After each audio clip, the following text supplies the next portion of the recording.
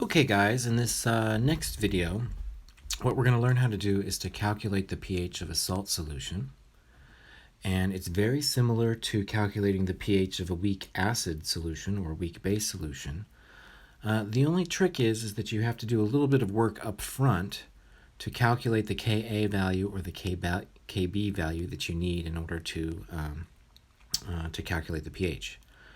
And so from the last video on hydrolysis, we learned that if you have a salt that involves an ion that is capable of hydrolyzing water, you can wind up with an acidic, or in this case, a basic solution. So cyanide is a fairly weak base, a fairly strong base that's capable of hydrolyzing water, giving you hydrocyanic acid and some hydroxide in solution. And so in order to calculate the pH of the solution, you need to know the Kb value for cyanide. However, you won't find Kb for cyanide tabulated anywhere. You will, however, find the Ka value for hydrocyanic acid. And so you can use the Ka-Kb relationship for a conjugate acid-base pair to find the missing Kb value given Kw and Ka.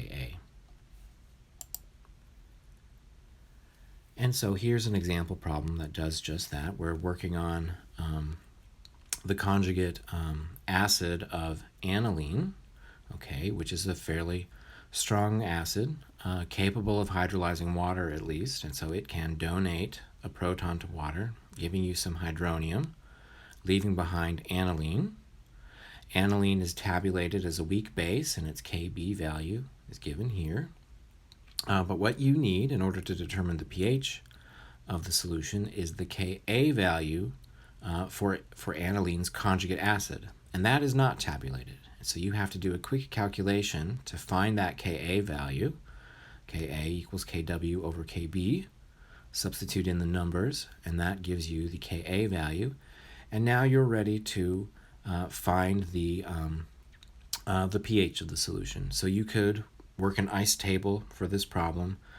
You would find that because Ka is so small, you don't need to solve a quadratic equation. You wind up with this simplified expression for calculating the hydronium concentration at equilibrium. It's just the square root of Ka times Ca. Plug in the numbers. That gives you the concentration, and then you pop that into the pH equation, and you'd find that the pH of the solution would be 2.64.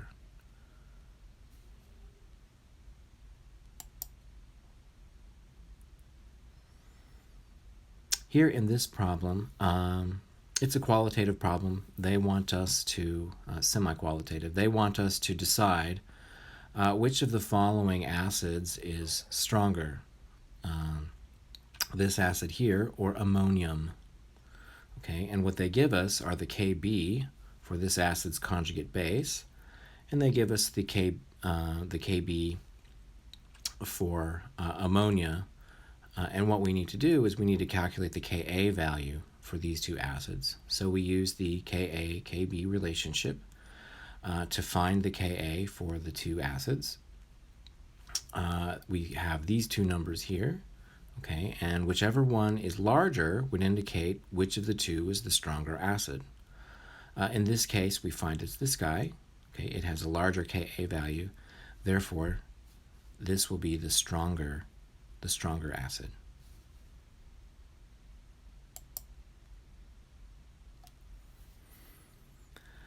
In this kind of funny problem here, what they do is they give us the, they want us to find the equilibrium concentration of acetic acid in a solution containing its conjugate base and hydroxide, and they go ahead and give us the equilibrium concentrations of acetate and hydroxide. And so we have this hydrolysis reaction in play, and they want us to calculate the equilibrium concentration of the acetic acid. And so we know the equilibrium concentration of hydroxide, we know the equilibrium concentration of acetate. What's missing is this equilibrium concentration. This is a base dissociation reaction. The Ka value for acetic acid is known, but we need the Kb value. And so you use the Ka-Kb relationship to find the missing Kb. as that value here. And then you use that number in the Kb expression for this hydrolysis reaction. So it's products divided by reactants.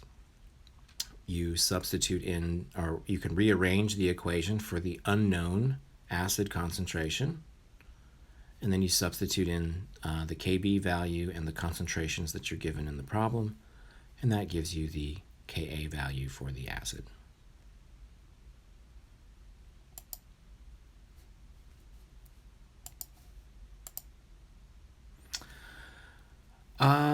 Here we're going to be determining the pH of a solution, given that we have a cyanide concentration of 0.083 molar. Cyanide is a fairly strong base. It can hydrolyze water, giving us the hydrocyanic acid, leaving behind hydroxide. We need to find, first we need to find the Kb value for this base. And so we use the Ka value for its conjugate acid. So the Ka-Kb relationship allows us to calculate Kb for cyanide. And then we could use the ICE table on this base ionization reaction. We could make our approximation that the amount of dissociation, or the amount of reaction of the conjugate base, is fairly small compared to its concentration. And we'd find this relationship here for calculating the hydroxide concentration at equilibrium. Substituting the Kb and the initial concentration of the cyanide base, that gives us a hydroxide concentration of this value. And then we, since the problem asks for the pH, not the pOH, we need to use 14 minus the pOH of this problem to calculate the pH. And so we get a pH of around 11.14, certainly a basic solution. And so we'll stop the video there.